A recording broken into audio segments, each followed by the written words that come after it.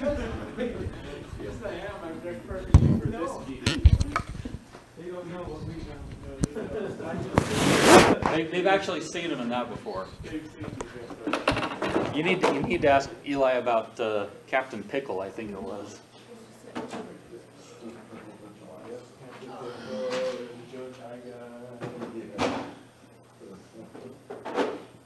Steve Harvey.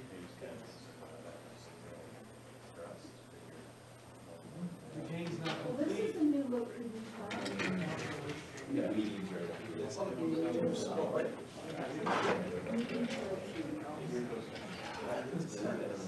Is that your cat? No. I saw him there.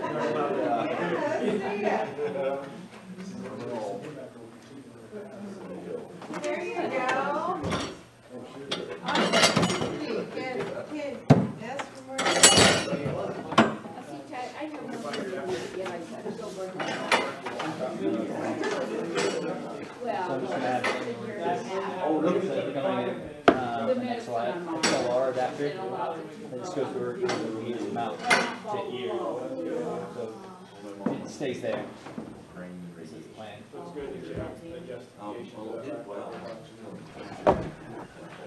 That was the whole plan the whole entire time. You're just glad to work tonight. How are you? I need a haircut. But the baby's hair. Sorry, I missed a little. Yeah, my sister cuts it every. I was trying to get late.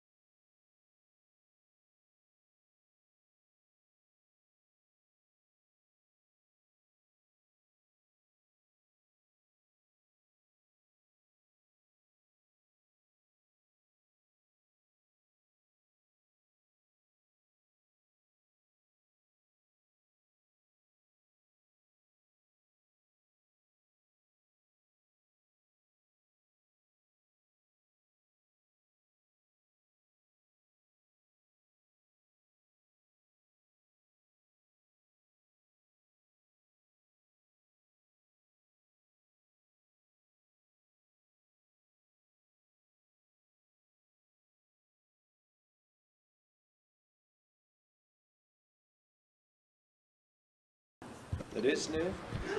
Oh, Hayden. Welcome, Hayden. Hayden's working as an education coordinator, so I'm sure all of you have seen him around. He also is trying to be a wild hog, so. Yep. We do have a couple of new employees that I want to, let's see, where did it go? Uh-oh. I broke it.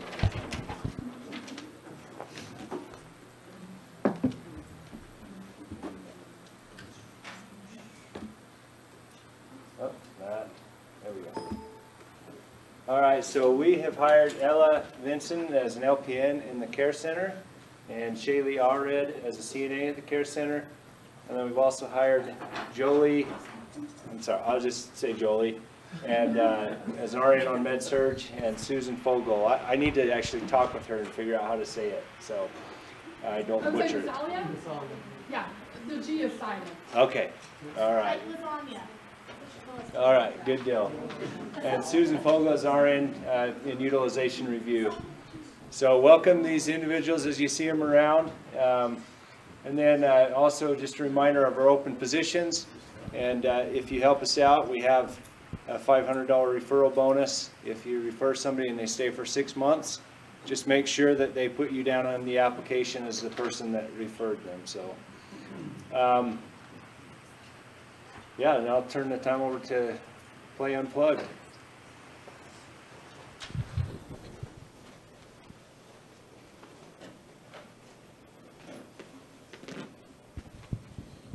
Hey Joel, what are you doing?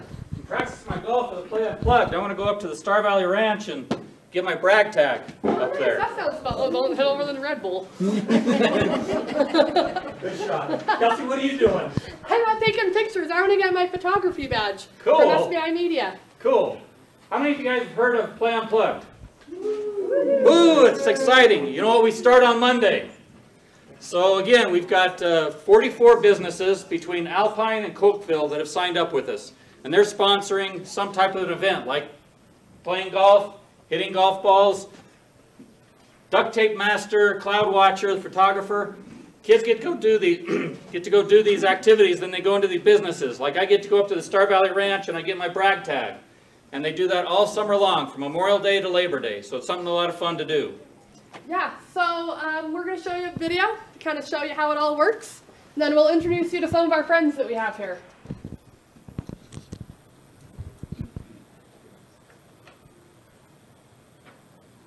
My name is Bounce the Brag Cat, and I'm here to show you how you can have the funnest summer ever.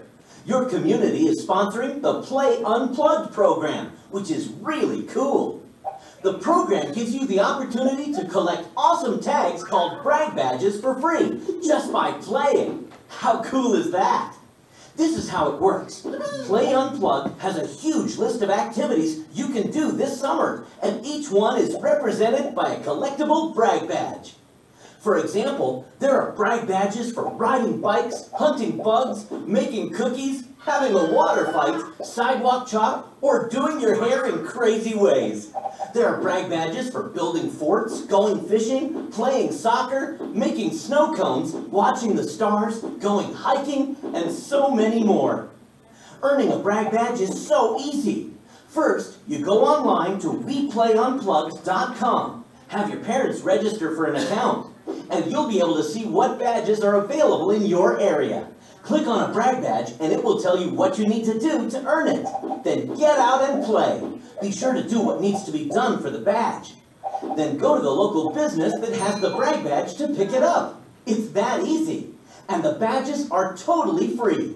So don't stop with just one or two. Collect them all. Each one of you is going to get a Play Unplugged lanyard. Don't lose it. This is where you're going to collect all of your brag badges so you can show them off to your friends. At the end of the video, we'll tell you where you'll get your lanyard. The lanyard has a card on it that explains where to go to look up the brag badges.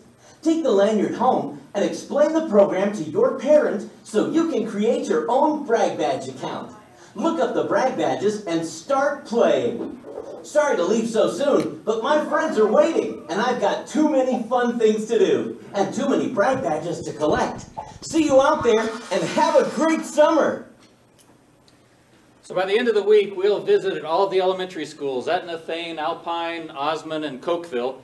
All of the teachers received the lanyards for their kids. We've got extras that will be spread out at all of our clinics and the main hospital admissions. This is geared towards kindergarten through 6th grade, so if there's somebody a little bit younger, somebody a little older, or you've got grandkids coming in town, you can come down and pick up some extra lanyards. And then all of the businesses will have their brag tags. And the one that we sponsored will be at all of our clinics as well that people can pick up. So Kelsey, what friends did we bring with us today?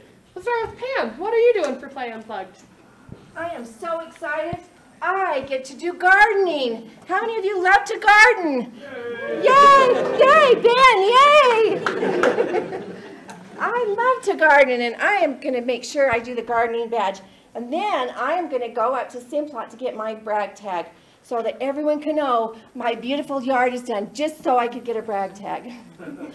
So, who loves to garden? Make sure you garden this year. You'll love to do it, whether it's flowers, whether it's carrots, whatever you like to do. Garden so you can get a brag tag from Simplot. Hey, Tori, what are you doing? So I have a lot of brag tags, but I don't have the one from Skyview Lanes, so I'm going to go bowling and get my brag tag from Skyview Lanes. Hayden, what are you doing? Well, thanks, Tori. I'm the road warrior. I got the hog out yesterday, getting the wind in my face, cruising the road. And so for kids or whoever, get on your bicycle, get in the car with your family, go on a road trip, get a picture of it, and come meet me down at the Yeti dealership and get the road warrior brag badge. Bob, what are you doing this summer? Oh, I've got the brag tag hiking. Jesus. Brag tag. This is for all you older boys and girls. And one of the benefits of going hiking is you can find antlers. As you get older, you're very selective. You leave the big heavy ones on the road and pick up only light ones you can carry out. So you have to conserve your energy after a few years. Anyway, you can pick up your brag tag at the Chamber of Commerce in Star Valley. Hey, Eli, what are you doing? I'm working on my Skills Master brag tag, and once I learn this skill, I'm going to go to the hospital to pick up my brag tag. Hey Paula, what are you doing this summer? I'm fishing. And so I'm going to go fishing, and I'm going to take a picture of my huge catch and take it with me to Cokeville Clinic and get my brag tag. Fantastic. Did we miss anybody? I think we got everyone. Does that sound fun? Yeah! Yes, you all want to do it? Tell them what we're doing at the end of this. So at the end of the summer, at Labor Day, we're going to have a big party with food and games, maybe even a bounce house and prizes. So if kids participate and they keep track of their points online, they can get entered for all the great prizes that we're going to have. And at the big event, that's where we're going to need all of your help. Obviously, we want you to get the word out to everybody. Go to WePlayUnplugged.com. You can see all of the businesses that have registered. You know, register the kids there, tell people about it. Also follow us, Star Valley Play Unplugged. We've got a Facebook page that we're keeping all the information updated as well. If you have kids that are doing it, get pictures of them, send them to us so we can get them up on the Facebook page and get it out there. So, okay? Any questions? All right, appreciate it and have a great summer.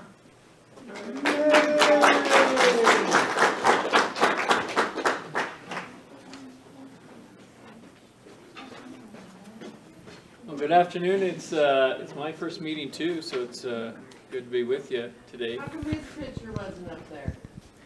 I have a long explanation. You got the special picture. We want to start with what's going well, so just pass around the good things that you're hearing from our patients and maybe each other. So I want you to be thinking of things that you've heard from patients recently, stories or feedback. So we'll ask for those in a minute. This is one that we just received from urgent care. And so this patient said what we're doing right is we have a fun care team. What we can improve on, they said absolutely nothing. They were very satisfied with the service that they received. Other comments, I just have to say I've never been treated by a more fun, energetic team. And thank you to Rob and Leslie and Heather. And so this was a patient that was visiting from out of state, and they just had a wonderful experience with the urgent care. And so are there any other patient stories that you've heard that you'd like to share? Of course, not violating HIPAA, but generally? I hear a lot. I did the joyous job of going in and asking people about how their stay is going when they're inpatient in the hospital. And I hear such good things with like any of our surgery patients who come to the floor asking me, you know, how was it getting admitted in surgery? And oh, the front desk person was so nice, and the surgery nurses were just wonderful and kind. These are standard words that I hear every single day from people. How is the transition to our floor? Oh, my new nurse is so wonderful. The CNA is so attentive. I really honestly hear these comments every single day from our individuals, and I hear things about our ER staff, and it's very normal for me. I do all the phone calls for the for our outpatient surgery people, and so I get the same things. You know, there's a huge list of great things, and you know, one thing a week maybe is something that they didn't like. So it's and I actually do a whole paper to everybody once a month that has all the comments and stuff for the surgery staff, so they get some positive feedback too. Others? Our med-surg nurses got a gift from a patient, I think a great big huge box of chocolates or something, didn't they? They did, Huge. yeah, about 2 weeks ago. Yeah. A really nice card. Because with a great card just saying thank you so much for the outstanding service. Nope. Jessica? I was doing a follow-up phone call and had a patient that her husband just passed away. And she said she was very grateful for the care she got. The doctor was amazing, and she could have asked for better hospital to have her as a medical care, not to have her bedding. So it was really nice to hear that. For our staff. So I think something like that, Jessica, oh, Katie. It's something like that, it's, I mean, that's why we're here. It's, we're here when people need us most. And so, of course, we want to be sensitive to that person's situation, but we want to make sure how much, that everybody knows that was involved in that care, how much that meant to that patient. Yeah, they came from the ER, went to the med-surg floor, and then they ended up transferring out after they passed away, but just everything was really good for the wife. Thank you. Katie?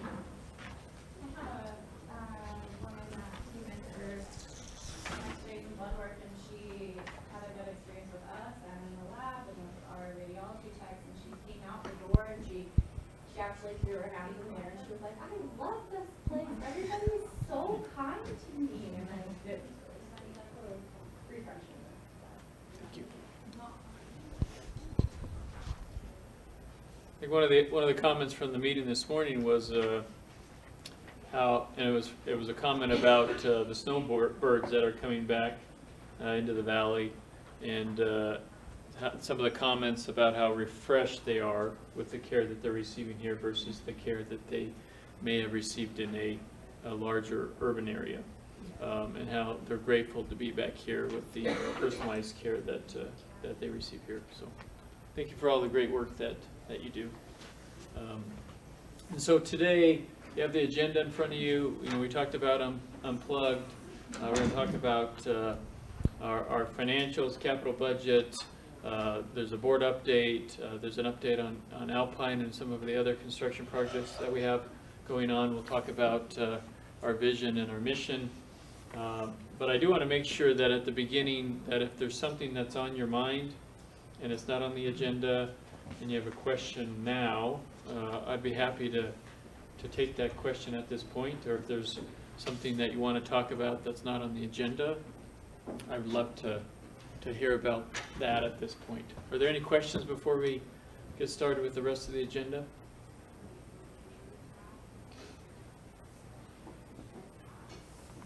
That's a no. So we can save those for the end. So if you have a question, please remember it. We'll answer them at the end.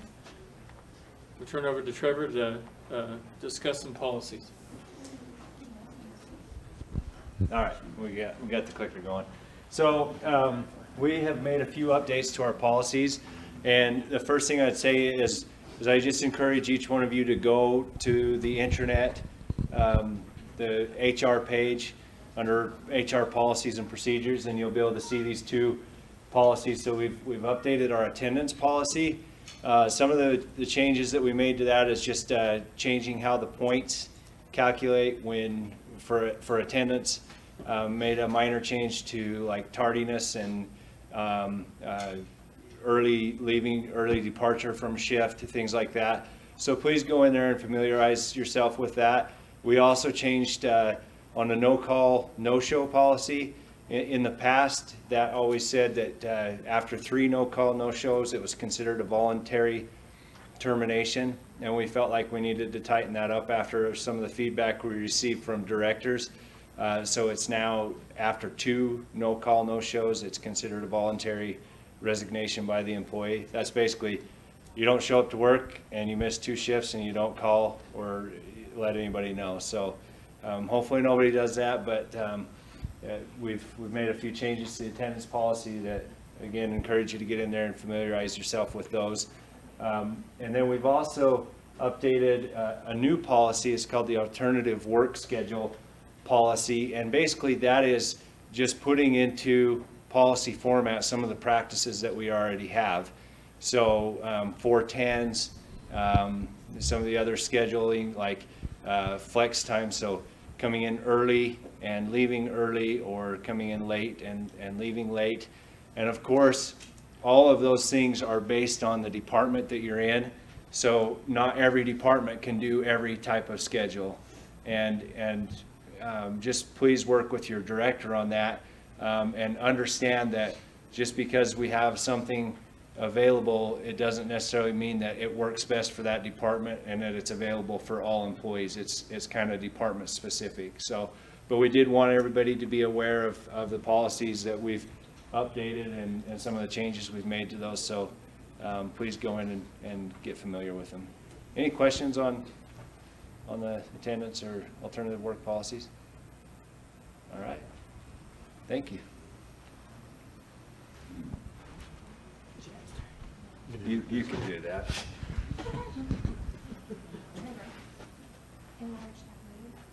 What's that? Yeah, so they can see that, Trevor. How many of you can read that? I don't know if we can enlarge it PowerPoint. How many of you understand that? That, we just had the capital budget approved by the board last night yesterday afternoon in the board meeting. And we started this process back in February, roughly. Departments submitted their requests for the 2019 capital budget. Then we met as directors and hashed over all of the items, and we got it. This is just a sampling of it. If you want to see the whole budget, contact your directors. I emailed it to them probably a month ago or so. If they don't have it, just have them email me back and I can resend it. Or if you want to come visit with me about it, I'm more than happy to visit with you about it. Our capital budget came in at $2,900,000 for this upcoming fiscal year that starts in July. And it covers a large number of things, as you can see just from this sampling. So, like I say, contact your directors. They should have a copy of it, and then you can look at it if you want and go over it. Or I could spend the next 2 hours going over each item if you'd like. No? Okay. Thanks for saying no, because I was gonna, if nobody shook their head no, I was gonna go ahead with it. Okay, this is just kind of where we are year to date on some of the financial and statistical pieces of the organization that might be of importance to you. Up at the top, we have some key indicators such as inpatient admissions. Year to date, we're at 635. That's 4% less than where we were at last year at this time. We have had a few fewer admissions inpatient this year than we did last year.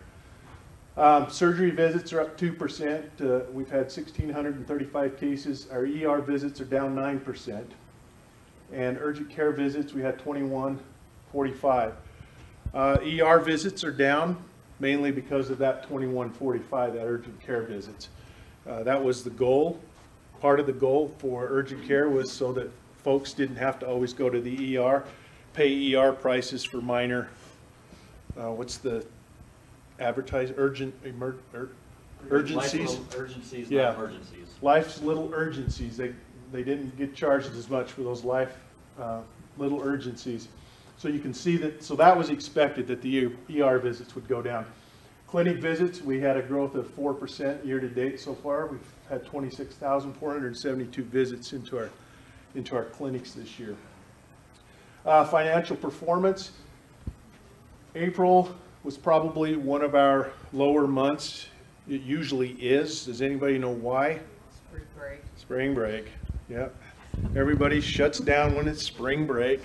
Hospital starts to panic because our revenues aren't coming in. Everybody comes back and then they want their surgeries again. So you can see that April was definitely lower than March. March was one of our better months because doctors were trying to, surgeons and such were trying to get those procedures done before spring break so they could leave. And so you can see in April we had a net loss of 490,000. And March we had a gain of 460. Year to date, our net income's at 2.3 million. We had budgeted 1.2, so we're 87% ahead of our budget.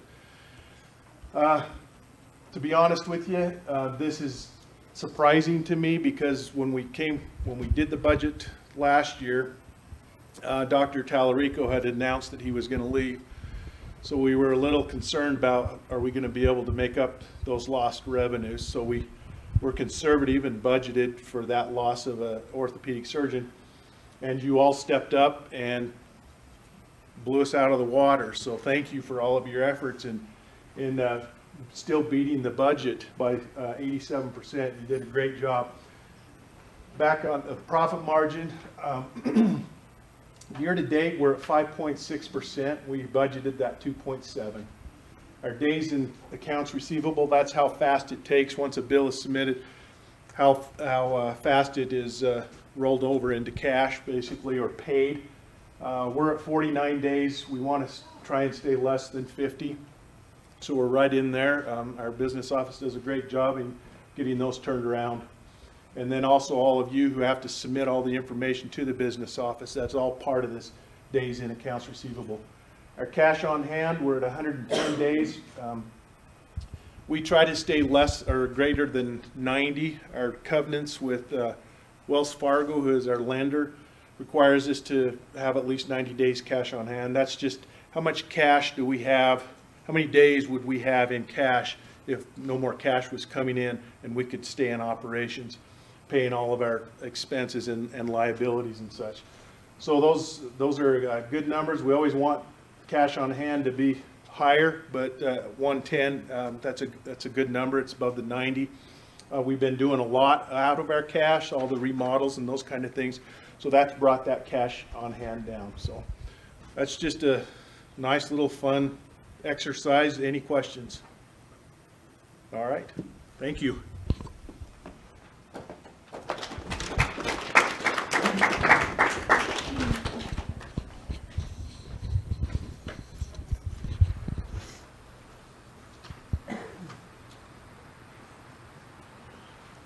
Hi, everyone.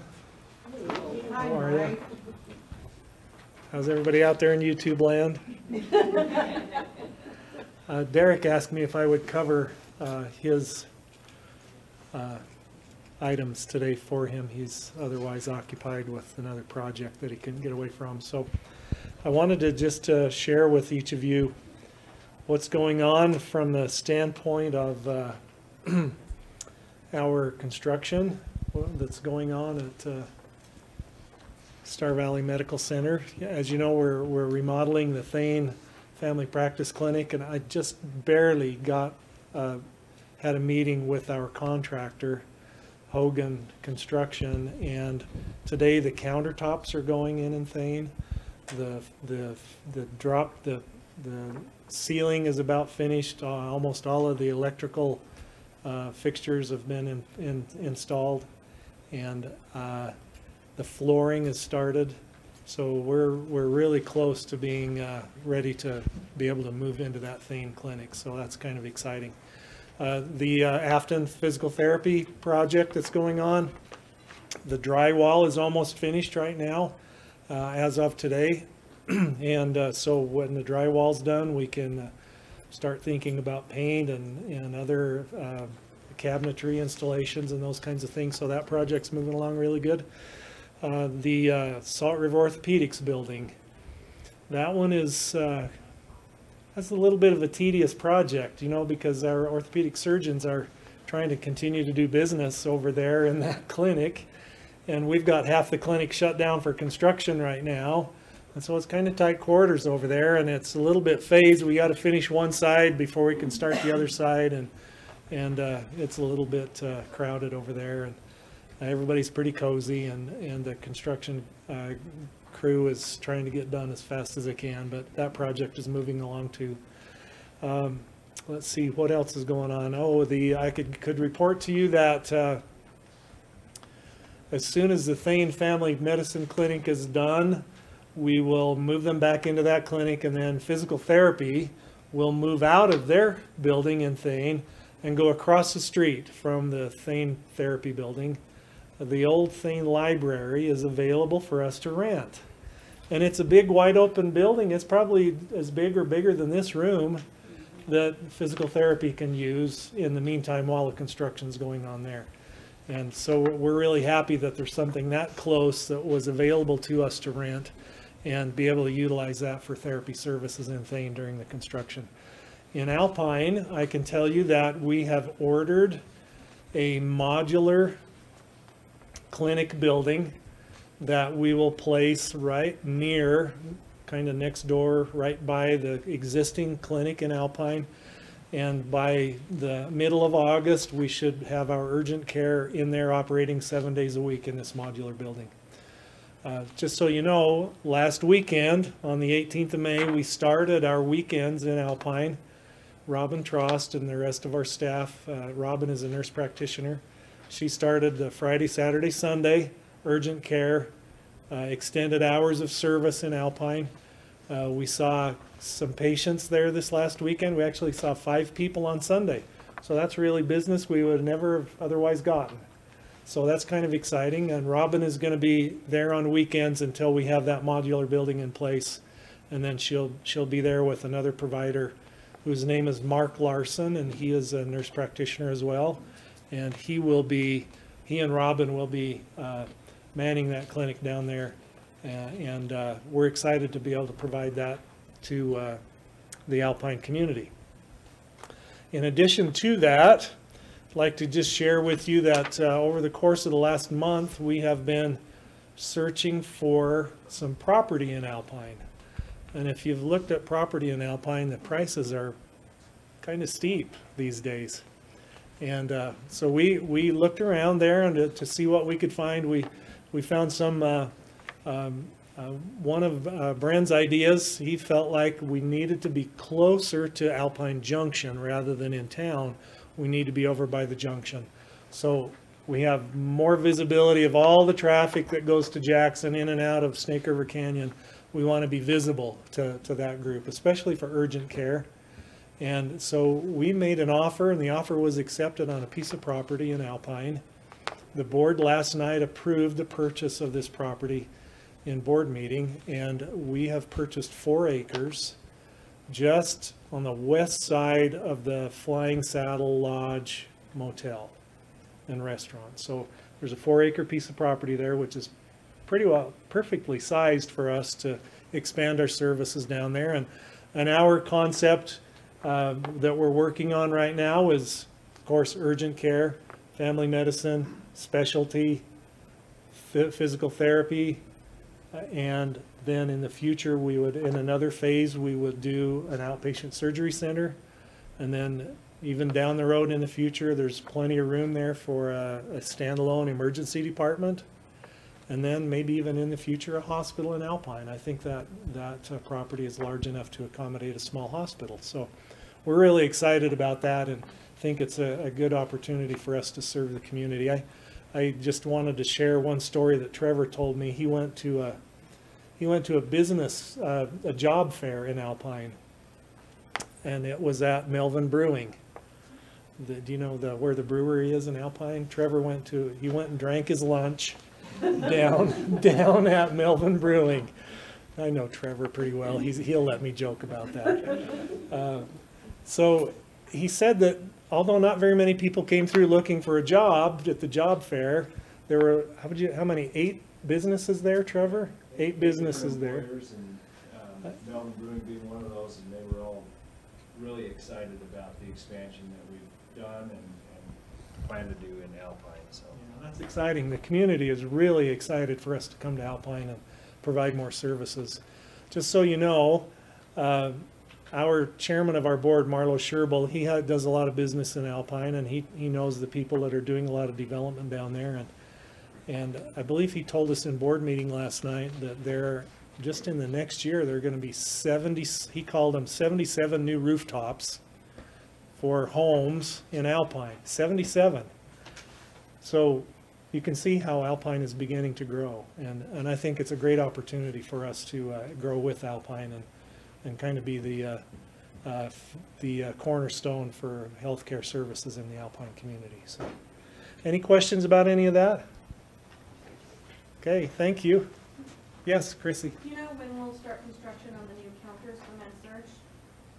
The new counters for MedSurg. You know, Derek and Russ and I have talked about that recently, and there was a little bit of a holdup because we weren't sure if we were going to do labor and delivery lockdown unit this year, so we kind of held off on it. But now I know that prior to the 1st of July, we need to take those budget dollars and do something with those countertops. So Russ has been making plans and trying to figure out what exactly we need to do and can do to really improve that, and so it looks better and it doesn't look like a broken countertop. So here in the next 30 days, we'll be doing something with that. Very cool, thank you. Okay. Thanks, everyone.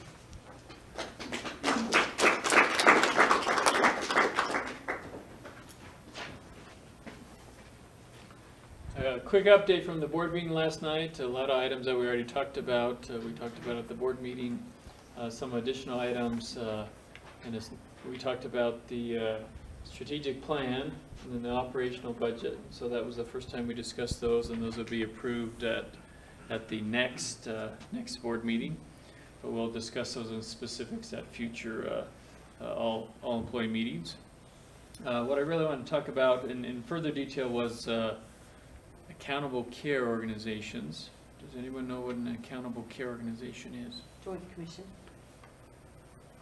Joint Commission? No, No? it's different. Okay. They hold us accountable, but it is different. These started with the Affordable Care Act, and what Medicare and Medicaid, so the federal government has said through payment, is in a couple years they want 80% of all of our payments that we receive for services to be paid based on what they term as value. So they define based on quality or value versus how we get paid today, which is if we care for a patient, they get urgent care services, we get paid for that visit. We have a clinic visit, we get paid for that visit. We have hospital stay, we get paid for that hospital stay. It is their intent and purpose, Medicare's, and commercial payers usually follow them, is to change that. And so we're more accountable for the health of individuals and the health of populations. So an accountable care organization is a defined group of patients that that organization is accountable for. And so these larger healthcare systems have been participating in these accountable care organizations for the last 6 years or so, with the purpose of trying to improve the health of that defined population and lower the cost. It has been really difficult for rural healthcare providers like us to participate, because to be in an ACO, the minimum is you have to have 5,000 Medicare lives. So 5,000 Medicare patients that receive the majority of their care here. We only have about 12 to 1,500 Medicare lives that receive the majority of their care at Star Valley Medical Center. But there's an organization out of Texas that over the last several years has been creating ACOs by getting a bunch of critical access hospitals like ours to partner together, join all those lives, work together, and then learn how to lower healthcare costs and improve health of a population. And so what we're going to do as an organization starting in January is participate in an accountable care organization. And so there'll be more details to come, but we won't know. It's assumed that it'll likely be healthcare organizations from Wyoming, Montana, Idaho, so like organizations in the like region, but we don't know exactly who we'll be participating with. This is a three-year project with the goal of improving the health of our population, lowering the cost. If we lower the cost, how these models work, and this is the incentive, is half of the savings Medicare gets, half the savings we get. That's the split when you save that money. This is we participate in this organization. We don't get controlled, or we are not affiliated with that organization. And so we still maintain our independence. We just work together with this ACO on this new model that we know that Medicare is going to be pushing. You got a question? You answered my question. I was just going to ask if, like, that sounds very beneficial, but I wondered if because we were participating with that organization, if they would have if they'd be implementing different regulations or policies. I mean, they definitely have their way of trying to be successful in these models as far as how to improve preventative health screenings, how to improve wellness exams for Medicare patients, how to lower healthcare costs. So they have their method that they would like us to use, but it's not they don't own us in any way. We just participate in that group. How do they measure something like that? I mean, if you're in a community that's growing, how do you come up with a figure that is equitable? It is past costs, and so they're just trying to lower, and it's cost per Medicare patient. Okay, so they're looking at cost per Medicare patient. So not overall cost. So if we have more Medicare patients that move in, we're not penalized because of that, because it's cost, our previous cost per Medicare patient. That's what we're compared against. Any other questions? Is there any expense for us to participate? There is expense on the consulting, because this is a group that helps us do that. So it's a fee per Medicare patient per month, yes. But there is no downside risk. So in this model, and a lot of these ACOs, there's risk in that if you don't save money or if you increase the costs, you get penalties from Medicare. This model is, if we save money, we'll get benefit. If we don't, there's no penalty if we don't. Yeah. Yes? Where you're talking like with the 5,000 patient, and then we're doing this joint aspect with the other similar hospitals. Are we still just judged off our own personal performance? Or are we included with these other hospitals so their performance could affect us? Their performance can affect ours, because in order to have enough lives, we need to be part of that large group. So it can impact us, absolutely. Any other of the co-op hospitals joining in on this? I know Bingham is. They've already signed up. Ermac is looking at it, and then Minnedoka is looking at it. Lost Rivers, Portneuf is signed up. Salmon's signed up. There's about, that's the co-op. There's about 35 in Montana that just signed up, of similar size as ours. Will all be part of this same ACO, or are there several different ones inside there? We don't know yet exactly how they're going to, who they're going to add to which ACO. At the very beginning, and they'll definitely try to stick to regions, at the very beginning when they didn't have as many participants, in order to create these rural ACOs, they had a bunch of hospitals in Washington State that were joined with a bunch of hospitals in Mississippi. So very, very different hospitals. But I mean, they worked together and they were very successful. I mean, Ermac and Portland would have enough all alone to do this, wouldn't they? Yes. Yeah, technically they can start their own ACO where we couldn't because of our size.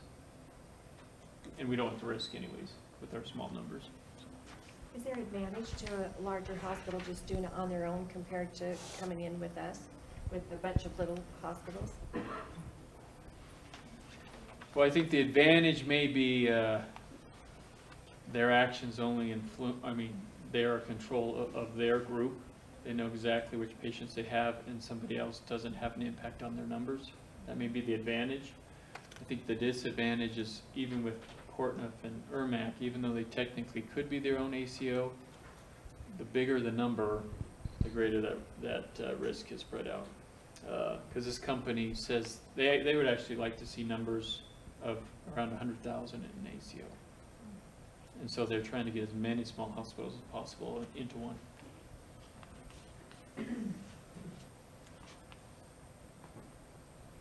And one of the greatest advantages, because it's not a lot of risk, is we get to practice. And when I say practice, you practice before Medicare says, we're going to stop paying you the way we're paying you, and in a year we're going to switch and just pay you on keeping the population healthy. Well, if we haven't been participating in an organization like this and we haven't practiced on gathering the data, doing all the preventative screenings, keeping our population healthy, then that will be an extremely difficult transition if we haven't been involved in some of these models. Will critical access go away once this gets down the road a ways? Are they looking at doing away with critical access altogether? I'm not sure. The most that I've seen, and this was primarily during the Obama administration, almost every single one of his budgets had changes to the critical access hospital program. And so it was either cuts in our reimbursement 2 to 5%, or it was significant changes. So, and it wouldn't impact us, but one of the rules that was outlined in one of his budgets was right now the requirement is you have to be granted it by the governor, 35 miles, or a mountains pass. There are a lot of critical access hospitals in the Midwest that are a lot closer than 35 miles. And so it was proposed that anything that was less than 35 miles away from another one lost their critical access hospital status. And so that would probably cut the number of critical access hospitals by half or so. That never made it through, but I have not heard a lot of traction since those budgets were proposed. So it's been a couple years. Will this allow us more access to pricing, cost of goods at other hospitals? To be able to share that rather than like cost for a total knee? As far as group purchasing power? As far as, yeah. I mean, right now, I don't know what Ermac's paying for theirs. Not that I'm aware of. It doesn't provide any advantage for group purchasing power. It would provide some advantages in contracting with insurance companies if we can show that our costs are lower and our quality or screening is higher. Then there's some leverage that we have with negotiations with insurance companies, even though we get paid relatively well already. Any questions on this? Great questions. Sorry, it was a lot of ACO lesson in a short amount of time.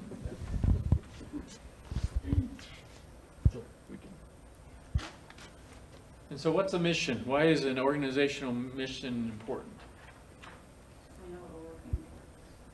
We know what we're doing. what is a mission?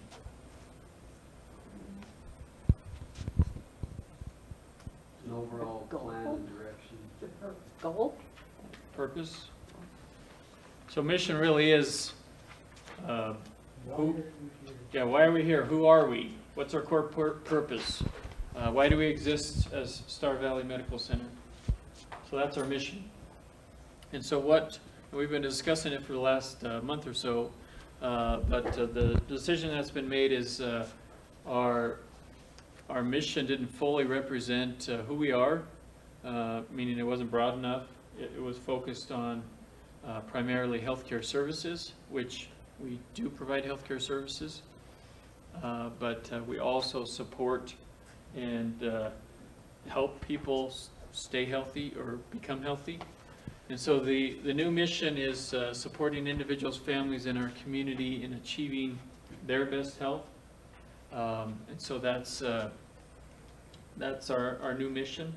So that's our core purpose and what we do. And then the vision, what's the definition of a vision?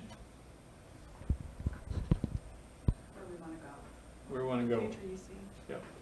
Our future, where we want to go, who we want to be when we grow up, what do we look like in 3 to 5 years.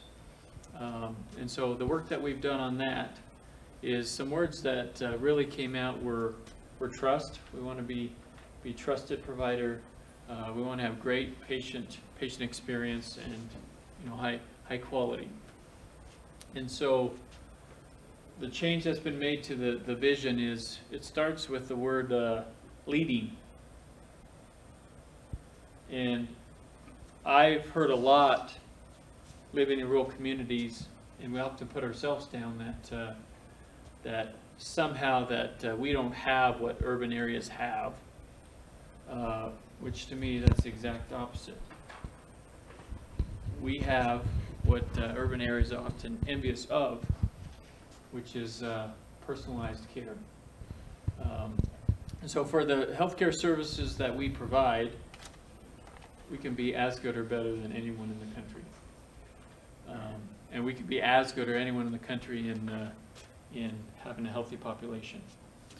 And so the vision is leading in health with unparalleled service and community trust.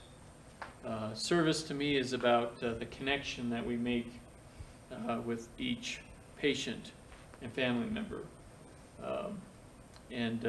Service and that personal connection, knowing someone's name, expressing empathy and compassion to someone, that is the difference that we have that other healthcare organizations don't necessarily have. You know, when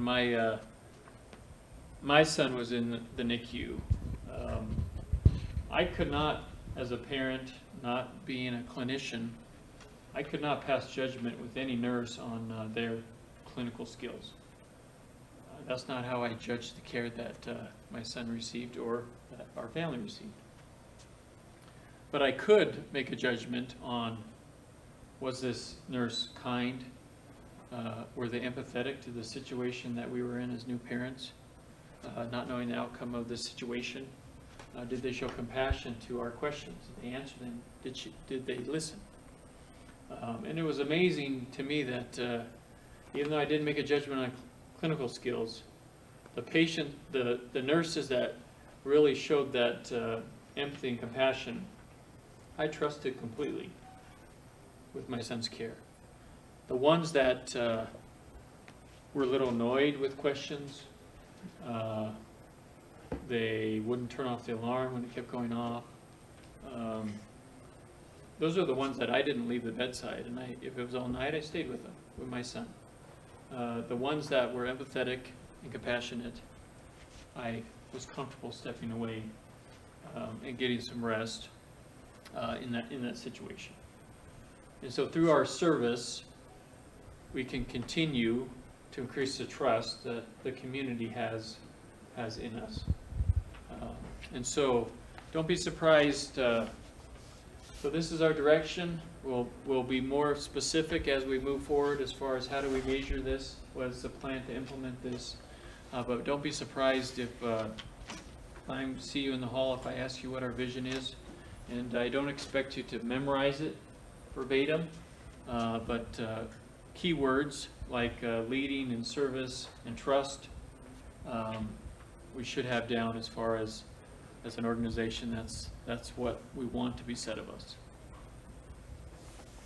Any questions and comments on this? Okay. We had a few other announcements. This week is National EMS Week. I don't see any of our EMS folks here. Oh, there's Delsa and Sherry right there. I was looking beyond you guys, sorry. So, not only our services, but the other two services as well. We really appreciate what they do. We've got some events coming up. We've got the Golf Classic, the Mountain Man Triathlon. We are looking for volunteers for the triathlon. We need about 2 to 3 dozen folks to help out with that. So please, notify Pamela with that if we can. And also, the Star Valley Half Marathon is looking for some volunteers as well. And so by helping with those things, also goes towards our wellness program. So if you're looking for some things to help boost those and also get your steps up, come volunteer at some of these as well. Something I failed to mention this morning, you all should have read in last week's Friday Flyer, we passed out some scholarships to graduating seniors. Does anybody remember who got those?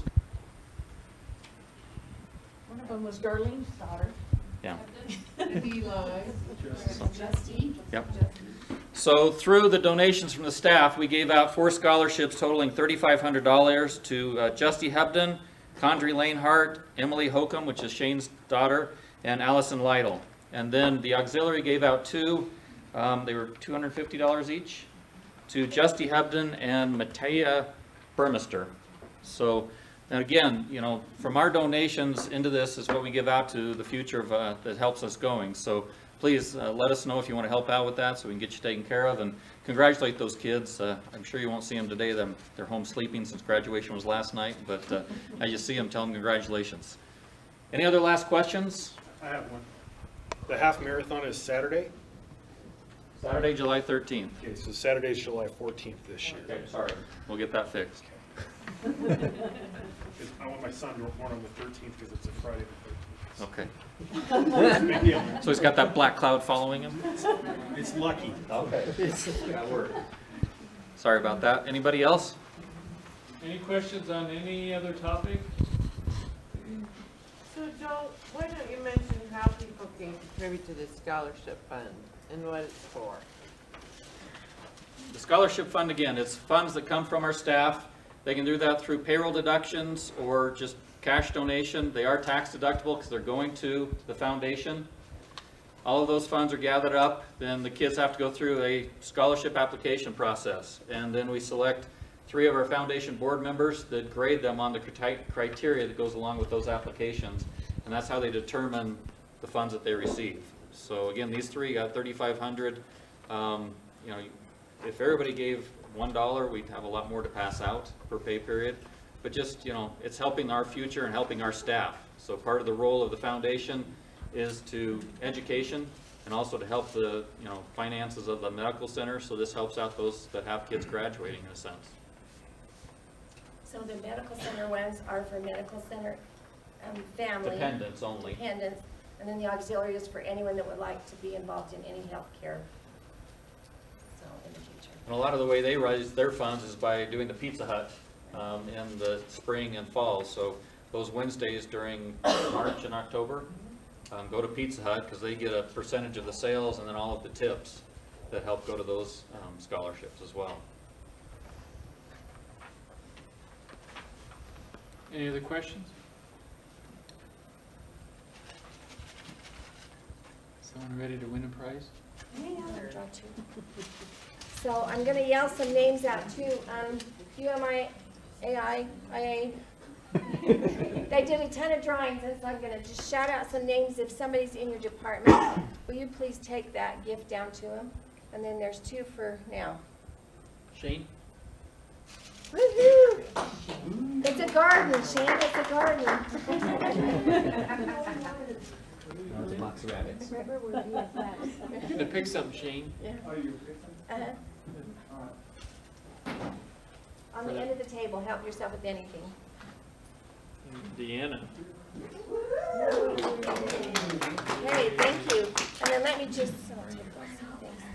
Let me shout out these names real quick. So Chad, Matt Harris, Brandon Ayers, Dr. Carter, Pia, Nolan Heiner, Paul Terry, and Eric Clark. So, Well, thank you for coming. thank you very much for. Oh, everybody take a cup. Everybody take a cup.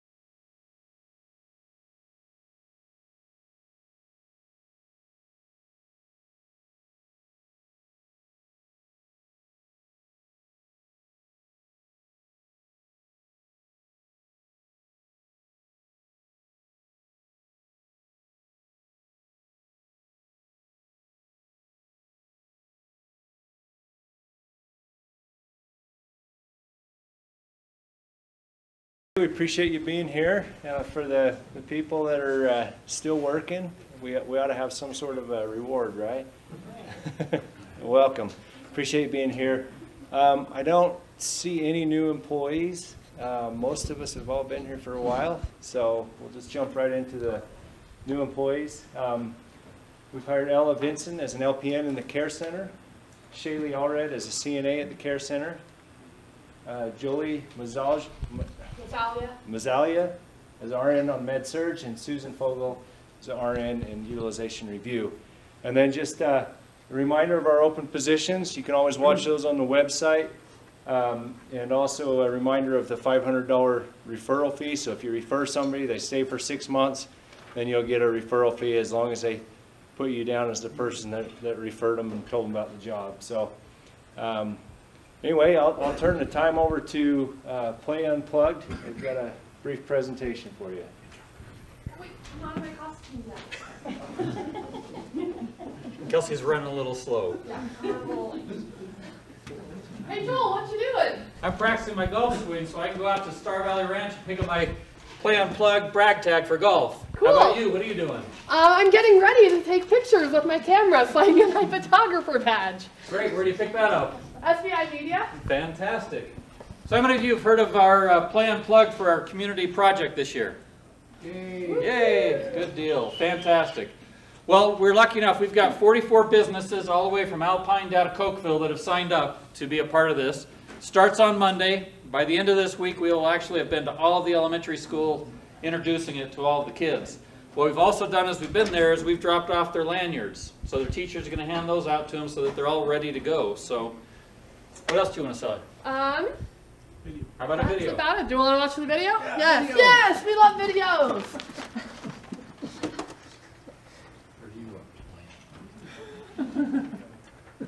I think he's an Eli. So this video will introduce the program a little bit to you. This is what we showed to all the kids this last week.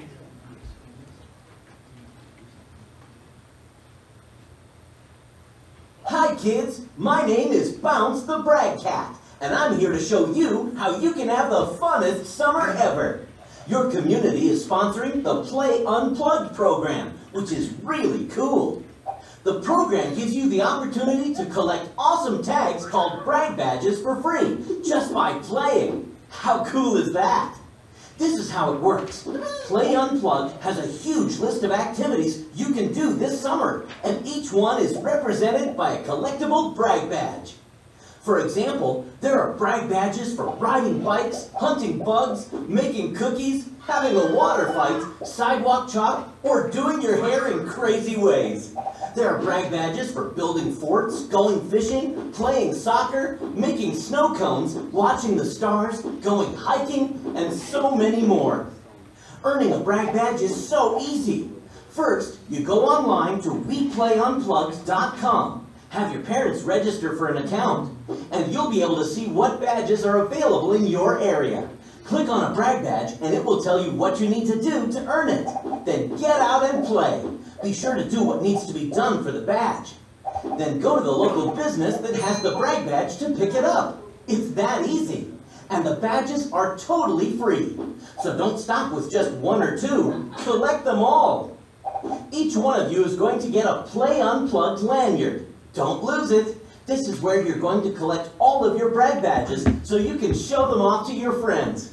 At the end of the video, we'll tell you where you'll get your lanyard. The lanyard has a card on it that explains where to go to look up the brag badges.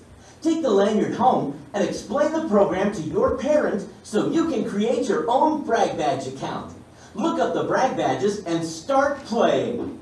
Sorry to leave so soon, but my friends are waiting, and I've got too many fun things to do, and too many brag badges to collect. See you out there, and have a great summer! So as the video stated, the whole idea of this is to get away from your electronics, get out doing activities and earning these brag badges.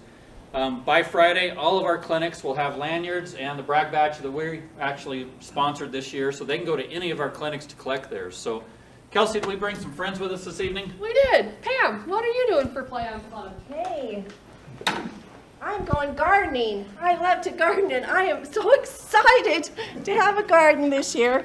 And maybe try and be a little bit like Terry. Anyway, I'm going to have flowers, and I'm going to grow the best carrots. I bet I can beat you on carrots. Maybe not bees, but carrots.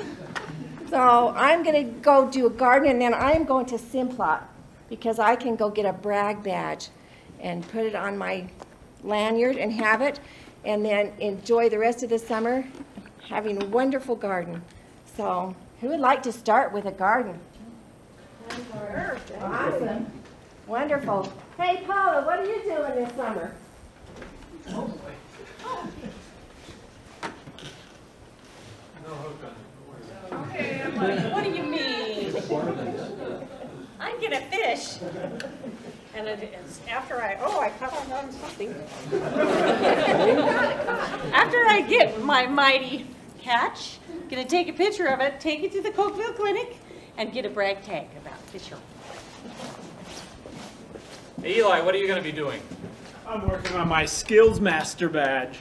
And after I've learned my skill, I'm going to go to the hospital and get my Skills Master brag badge. What are you doing, Bob? Oh, I have the hiking badge. And you can pick up your brag badge at the Star Valley Chamber of Commerce. One of the rewards for going on the trail is finding antlers. And these antlers are for older people who can't lug out the big ones. When you go, make sure you get plenty of water, trail mix, and round tissues for your children. You will make the trip a much more enjoyable one if you have all the necessities. Thank you. So as you can tell with the Play Unplugged, you can really have a lot of fun.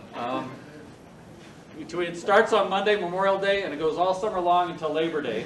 And after Labor Day, Kelsey, what do we got planned for everybody? We're going to have a big party at the end of the summer with food and games and bounce houses and prize. And so that's why we need lots of volunteers from the staff to help put on that big party. So we'll keep you up to date as to what day that's going to be so we can get everybody out there to help out. That's when all the kids come and they can look at all the brag tags everybody else got. They also can register online. If you go to WePlayUnplugged.com, you can register the kids, look at all the brag badges that are available. Also, if you have kids that are doing it, take pictures and email them to Kelsey or Pam or I, and we'll put them. We've got a Facebook page, Star Valley Play Unplugged, and we want to put them up on there so we can keep things going. So have a good summer with it, and if you got questions, let us know. What if Emery had one? Emery's got one. Well, I don't mean to brag, but I did find my very first Alpine the other day because we went for a hike up, Don't give this spot. Well, okay, never mind. Anyway, I was super stoked because we've gone hiking for the last 10 years and this is my first one. So. Great. Since we've already done it, so can I still... Sorry, I gotta hike again. Well, I still... Darn, more steps for the wellness program. Right? Kitty, you got a question? How do businesses get involved with this? This year it's a little too late for businesses to get involved, but next year in February we'll start looking for new businesses. Okay. Okay. Yeah, we'll add that to the list, and there's just a small investment they put in, and it buys all the brag tags that they need for the entire year or the summer for the program. So it's a lot of fun. All right, thanks guys. Thanks.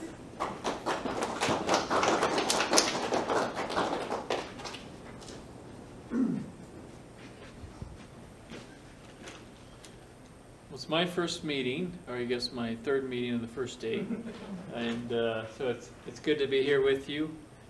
What we wanted to start out with was what I would term as what's going well, so the opportunity to share patient stories or feedback that you have from your interactions with patients so that we can all hear those. And so while you're thinking of those, I just wanted to share one that we received from urgent care, and this was a patient that was from another state that was traveling through, and their comment was that we have a fun, caring team. When asked the question, what can we improve on, they said absolutely nothing. They were extremely pleased with the service and the care. And then the other comment they wrote was, I just have to say I've never been treated by a more fun, energetic team. Thank you to Robin, Leslie, and Heather. And so I guess are there any patient stories, patient feedback, and it was a small group, as far as that you wanted to share with everyone? Anything? Mike? This morning, I was coming back from Thane and I pulled into the gravel parking lot on the west side of the sleep lab, and as I came around the corner, I noticed a father trying to help his daughter out of his pickup truck, and she was hopping on one foot like she'd hurt her ankle or something. And it just so happened that Leslie Dana was coming from the hospital back over to the urgent care where she works. She went right over to the car and helped the dad and his daughter get into the urgent care, and I thought that was going above and beyond. That was really neat to see her. Thank you, Mike. Excellent example. Others? Anything for physical therapy? Imaging? No. Those are two great examples. Thank you. I have to say that therapy, Brian, and how they are having to help patients in the hallway right now take care of their physical therapy needs. I think they should be applauded for making use of some pretty difficult space right now and taking care of our patients. That's just because it's easy to measure the blocks, right? Well, it's super long. Anyway, it's fun to see them down there in the hallway with their patients, working with them. And patients may not appreciate seeing so many people, but the therapy staff does a great job. Thank you, therapy. So you have the agenda in front of you as far as I will give a board update. We're going to talk about Alpine, construction update. If there's other things that are on that list that you wanted to talk about, I'd love to hear about that at this point. If there's questions that you want to ask now, I'll also open that up. But we'll definitely give you time to ask any questions during or at the end of this. So, Trevor? So I just have a couple updates on policies that we've reviewed. So we have updated our attendance policy. We've also updated or created a new policy called the alternative work schedule policy. And both of those are available on the HR policies page.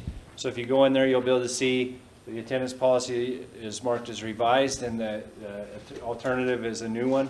I would encourage you to go in there and review those policies. We've asked the directors to also share that information with you, but basically on the attendance policy, we've updated it and how we calculate points for as far as attendance and progressive discipline, and we want our employees to be aware of that. Hopefully we don't have to use it, but it is there just as honestly in fairness to the employees so that they have an understanding of how attendance works in their departments and have an understanding of how they're going to be looked at as far as their attendance goes. So please familiarize yourself with those policies. The alternative work schedule policy is actually new in that we've been doing some of these things, but we've never had it written down in policy form. So basically it's some of the things like 410s, flexible work time, so being able to come in early for your shift and then leave early for the shift, or work late and come in late and then work late. And just so you're aware, those are not available for all departments. It's kind of based on the department need and how your department functions. So just because it's written in there, it's still up to the department director as far as using discretion and finding something that's going to work best for your specific department. But I would encourage you to become familiar with the contents and understand what's in there. So any questions on those two policies? If you do, if you read through it and something comes up, please, I'm happy to answer any questions you have. So, but I would encourage you to get in there and become familiar with the policy.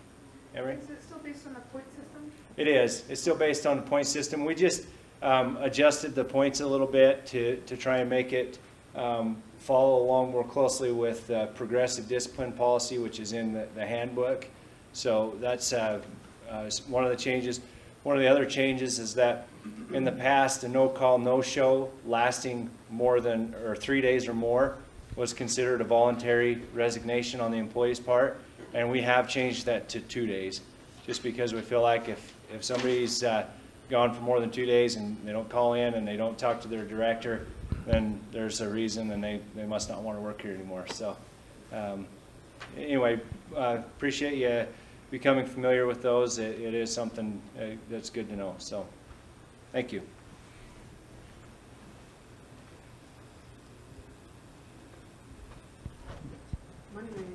Okay, we're going to go into the fun stuff now, and now you're just pretty complicated. I wanted to see if Kelvin could keep up with me. Capital budget was approved yesterday in the board meeting, and we started the process back in February, and departments submitted their needs for the upcoming capital year. This is just a sample of part of the capital budget. If you'd like to see the full budget, just get with your director. The director should have it. If they don't, just ask them to send me an email. I'll resend it to them, or you can come visit me or anybody in finance and we can show you the capital budget. The total amount that was approved was $2,900,000 for this upcoming year. Some of that includes some land that Mike will talk about in Alpine that we'll be purchasing. And like I said, that was approved yesterday, so we'll be moving forward with that. Here's some financial indicators just to kind of give you an idea where we're at so far this year as of April. At the top there we have some of the indicators that kind of show some of our volumes. The top one there is the inpatient admissions, and year to date we're about 635. We're about 4% less than we were at this time last year. The admissions have gone down a little bit this past year. Surgery visits are at 1635, which is a 2% increase from last year. ER visits are down 9%. We're at 2590, and that's mainly due to the urgent care. And that was part of the goal, is to reduce the ER visits because we didn't want folks who had minor emergencies to have to pay the ER bills, and they could go to the urgent care, get it taken care of quicker and at a lower cost. The next line, you can see the urgent care visits through April. We've had 2,145.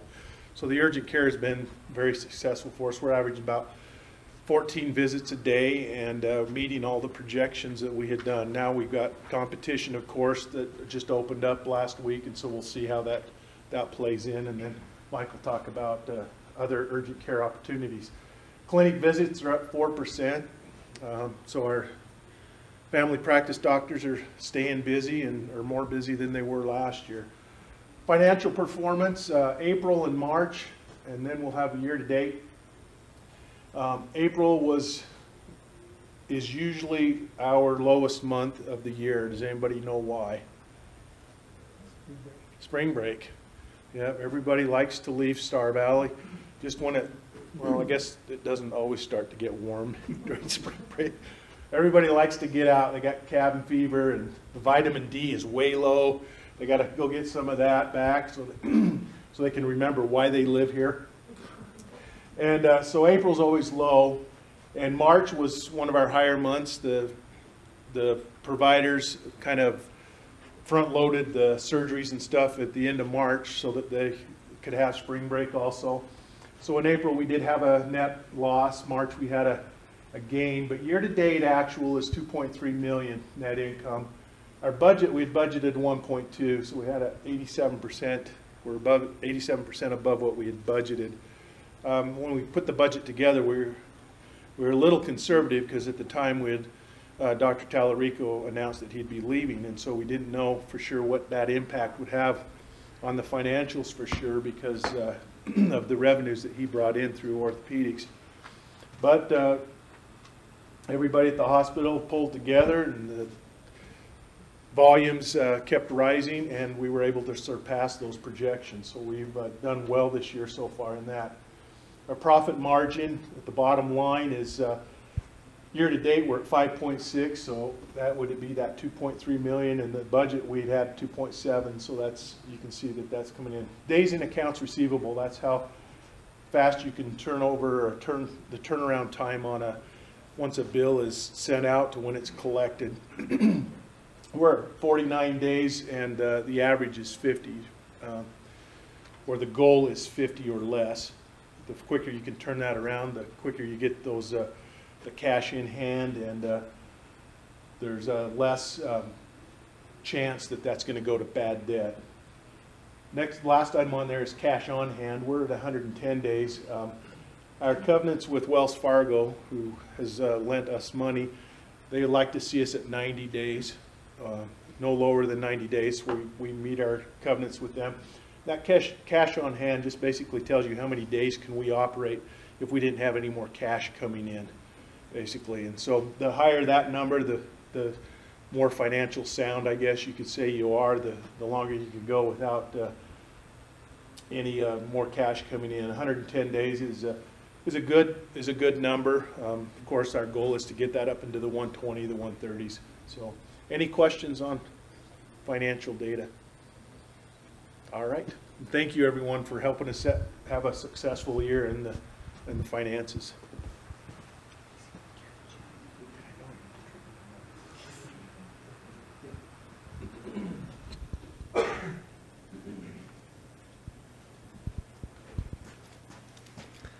Hi.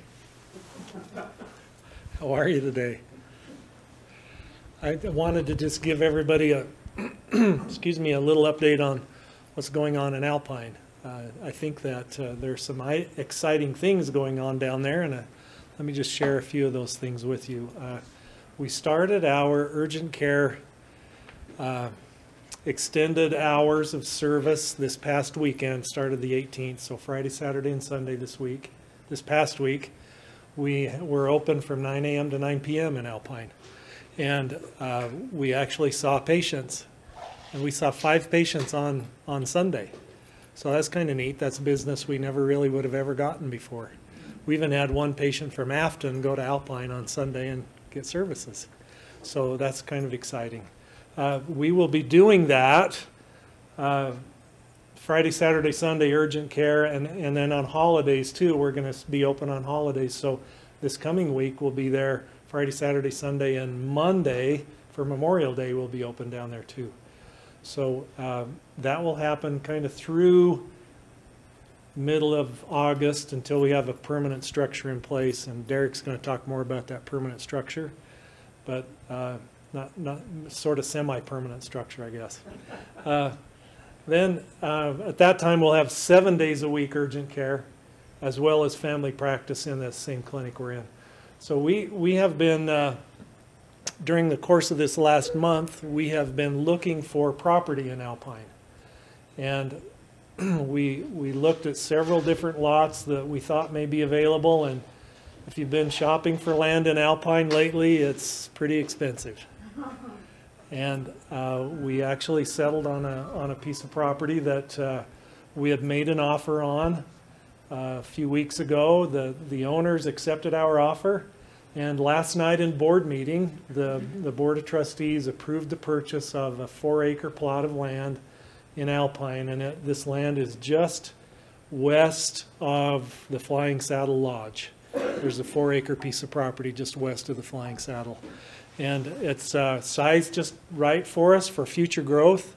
Our intent is in the near future, phase 1 would be new clinic space. So it would be urgent care, family medicine, specialty clinic, and physical therapy and other therapies, occupational and speech. And we're just going to try and really give a good offering of services to the community down there.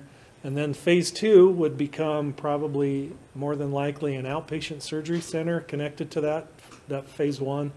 And then in the future, there's even enough property to build a standalone ER, or maybe even 30 years from now, there's probably enough property there to build a hospital as well. So we're excited about that piece of property that the Board of Trustees agreed to purchase yesterday. And we think there's lots of great things coming for Alpine.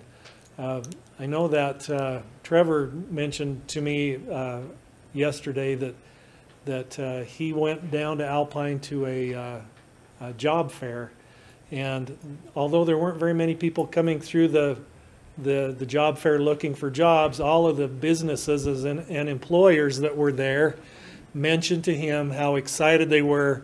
The Star Valley Medical Center is expanding their services in Alpine. So the community's super excited about it. Marlo Sherbel, our chairman of our board of trustees, he does a lot of business in Alpine, and he was telling us yesterday in board meeting that there's a development that's going to occur in the next 12 months. There'll be, he called it rooftops. There'll be 77, I think, new rooftops in Alpine. And so that's a lot of new residents in Alpine. So we're excited to grow with the community down there and provide a lot more services to them. And they're excited to have us coming. So any questions about any of that? Randall. Does this mean that Dan doesn't have to have another pool? He can just go down to the river? Yes, actually we do have riverfront property now. You can just dive into Snake River, do their therapy, crawl back up the bank. Yeah. Yeah, we could build a platform out over the river, right? Have a lift that lowers you down into the river. Yeah. Work fast to get well. Okay, thank you. Appreciate it.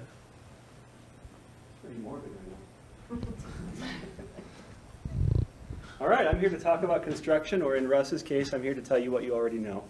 That's all right. Fantastic. So let's start with Thane. The Thane Clinic, I was just told by Mike, we just got an update today. We're putting flooring in today. We have the electrician in there working on all the fixtures right now, and we have the countertops being put in, so there's a lot of work going on today. The goal is to have everything up and ready by the middle of June, so we can have an inspection, and then the goal would be to move back in at the beginning of July or so.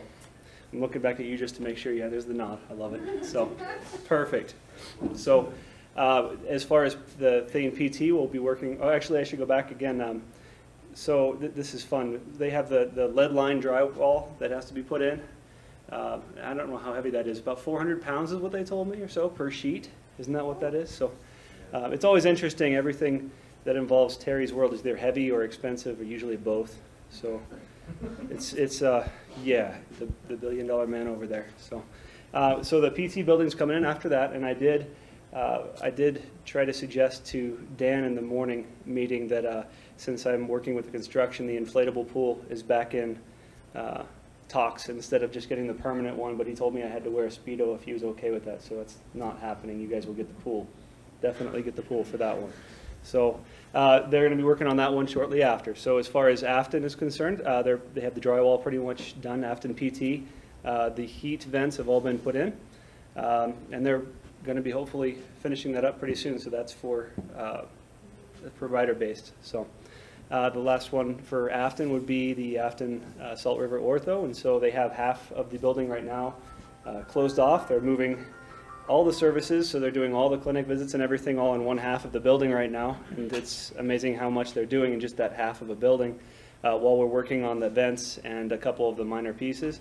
And then once we get finished with all of that, we'll move everybody over to the other side and do it all over again with the side that they're currently in. So it's pretty exciting. It's going to be a lot of work with that, and I'm glad that they're so kind to actually do all the services in half the space they normally are used to. Like you mentioned up in Alpine, we have ordered a modular to help us out with some space up there. That order should be hopefully in, and we should be ready the middle of August is the goal. To have that put in. And Russ, I did suggest that we just hook a hose up to the main building and go to the modular, and we should be fine with the plumbing, and the board laughed at me. So it was kind of sad. We tried. It works, right? So, but we're moving along. So you guys have any questions beyond that right now? No, Randall. So what are we looking at? Is this Thane here? Yeah. So that's the portion of the thing. This is It's the not all of it. entrance into the thing. This is the lobby. Here's where your admissions desk will be. And you've got a couple different waiting areas depending on where you're going to be going. Yeah, Two it's waiting like areas. less than a quarter of the thing building. There's not much room. You need to have that room for the waiting area. So the double doors are those the original entrance to the physical therapy / the dentist office? No, this is the other building. This is the other. So these are the existing doors. Sort of. Sort of, we The got existing doors are just a outdoors. single. Yeah. Yeah, we'll have brand new double doors. Right.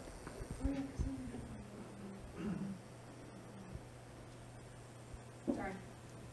Okay. Thank you, guys. Years ago.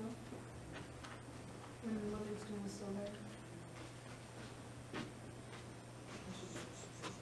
Just a few other updates from the board meeting last night. We did did the first review of the operational budget and then the strategic plan. Those two would be approved at the next board meeting. We'll provide more detail on that to you in future all-employee meetings. And then I want to spend a little bit of time on accountable care organizations. And does anyone know what an accountable care organization is? Randall, you gotta know what it is. Matt? Kitty? I think I'll let you tell me. Does it have to do with being paid a certain amount for certain services, quality? What? Yeah. Quality, Generally, yes. Quality based versus. So this was pushed heavily with the Affordable Care Act, and so it's been 6+ years that nationally there's been a lot of these accountable care organizations popping up, and you know, they're growing in popularity primarily because Medicare and Medicaid. So the federal government is pushing that, but in a couple years, that 80% of all healthcare organizations get paid based on value versus volume. So instead of today where we have an urgent care visit, we get paid every time there's a visit a certain amount, or we have a hospital stay, we get paid per day for those hospital stays or a clinic visit. Instead, they want most of those payments to be tied to quality or tied to keeping a population or an individual healthy. And so an accountable care organization is a defined population that healthcare organization is responsible for, and they're responsible to keep that population healthy and reduce the healthcare costs. Since this concept was introduced, it's been very difficult for rural healthcare organizations to participate because the minimum requirement to participate was 5,000 Medicare lives. And the defined Medicare lives is the majority of the care occurs at a facility. So Star Valley Medical Center has roughly probably 1,200 to 1,500 Medicare lives that are assigned to us. And so on the surface we wouldn't qualify. But what's important to us is Medicare plans on paying everyone this way, and so we have to get good at keeping our population healthy and reducing the healthcare costs. If one day Medicare just decides they're going to pay us differently, if we haven't prepared ourselves for that change in reimbursement, it's going to be very difficult for us to be successful in that new environment.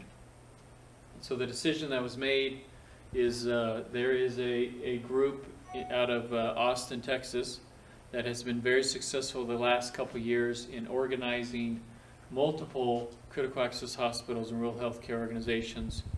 So they form 30, 40, 50, get 30, 40, 50 of these critical access hospitals together into one ACO so they have enough lives that they can participate in this model. And so starting January, we're going to participate in an ACO. So when I say participate, that doesn't mean that that we lose any ownership, that we're controlled by this organization. We just participate in this new way of care for the purposes of those Medicare patients.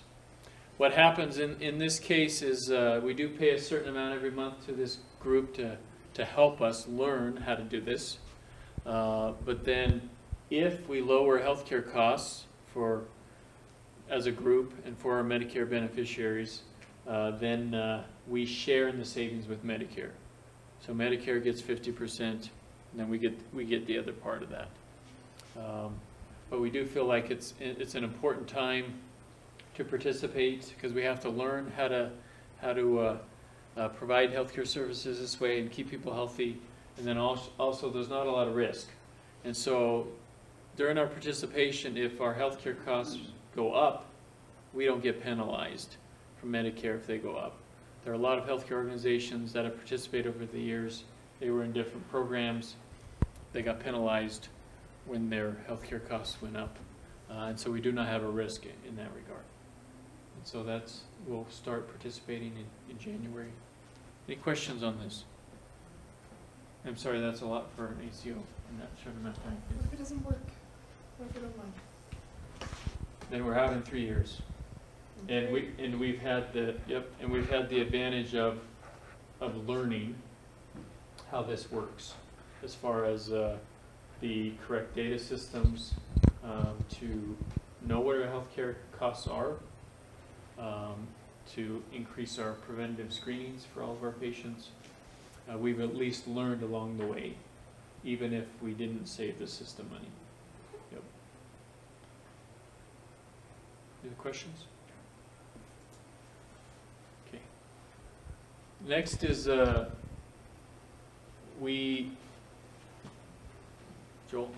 is that not working? There we go. What's the definition of a mission? What does an organization have a mission? It's why we exist. So our core purpose, the reason we get up every morning, that's our mission. The mission of the organization. And so the decision that was made was when we spent a month or so on this, was to modify our current mission to make sure it was broader in the sense of health versus just providing healthcare services. But it's important to us as an organization that we're concerned about our individual, family, and community health. And so the new mission is supporting individuals, families, and our community in achieving their best health. So that'll be our core purpose of Star Valley Medical Center, is to do that. We've also made some changes to the vision. The vision, what's a vision?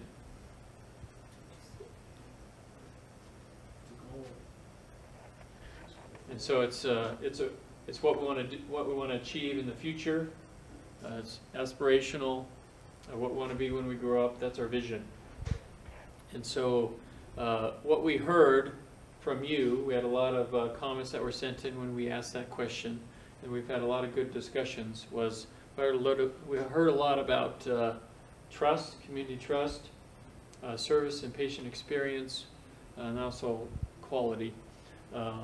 And so the new vision is leading in health with unparalleled service and community trust. You know, the leading comes in that for our community and the services that we provide, we do want to lead. There's nothing that an urban area provides that we can't provide. We have the advantage of providing healthcare services to our friends and neighbors and loved ones. And so we have a lot of advantages over urban areas in that regard. And so we want to lead with the services that we provide. And then we do want it to be in a way that is, as it states, unparalleled. And so we have to define what that means. But we want a connection with our patients that does not exist in other healthcare organizations. You know, with my experiences, for example, when my son was in the NICU, my oldest, for us it was all about what nurses treated us with compassion and empathy. Which ones listened? Which ones cared when the alarms went off? Those are the ones that we trusted and had confidence in. The ones that seemed annoyed when we asked them a question, that ignored the constant alarms, those are the ones that we wouldn't leave the room when they were on shift. And so it is about the service that we provide to our patients, the experience that they have, because they assume, which we should assume, that when they come in here, that the clinical care is going to be good. That they don't have to worry about that. And so they make a judgment on us based on the experience that they have, the compassion that we provide. And that is how we can build trust with our community. And trust is measured by where people go. Do they come here? If they come here, we know they trust us. If they choose to go elsewhere, perhaps they don't, or we don't have the service. And so this is the area that we're going to be working on in the next few years. And so there'll be more to come on measuring this and then defining exactly what this means. Any questions, comments on mission vision? Okay. Right, group. A couple announcements just to finish off with. This week is National EMS Week, so we want to just thank our EMS team, also Thane and Alpine for all that they do with our community, so that's a big thing. A couple of events that are coming up. We've got the Golf Classic for the Foundation coming up on June 8th, Mountain Man Triathlon, and we're looking for about 2 to 3 dozen volunteers to help out with the triathlon. If you help out with that, that goes towards our wellness program, plus you can also boost up some steps by getting around and helping us out. Star Valley Half Marathon, that's coming up in the first part of July. They're also looking for a few more volunteers as well. And then something that I failed to put up here, and I apologize, is last week in the Friday Flyer we announced we get donations from staff and pass out scholarships to our dependents. Who remembers who got those scholarships this last month? Eli was one of them. So we actually had 4 recipients, and these are all dependents of staff. And they got, together, they got $3,500 in scholarships. There was Justy Hebden, Condrey Lanehart, Emily Hokum, and Allison Lytle. They all got those scholarships, which is phenomenal. The auxiliary also passed out 2 scholarships. They were $250 each. One went to Justy Hebden. The other one went to Matea Burmester. Those 2 are actually going into the healthcare field. That's one of the ways that you qualify for that. So if you don't give to the Foundation Dependent Scholarship Fund, please let us know if you're interested. It's a great thing to help out for these kids in the future and help their parents out that you work with as well. So any questions from tonight that we can answer for you before we call it an evening? You guys are an easy group in letting us off. So I think Pam's going to do a drawing here real quick with Bren. So your odds are good. Your odds are really good.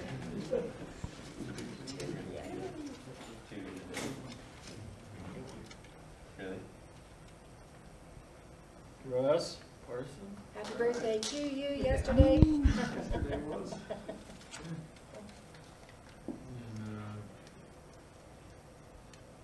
Carrie. So you guys sat on the wrong side of the room. I already won something today. Yeah, Matt did get something.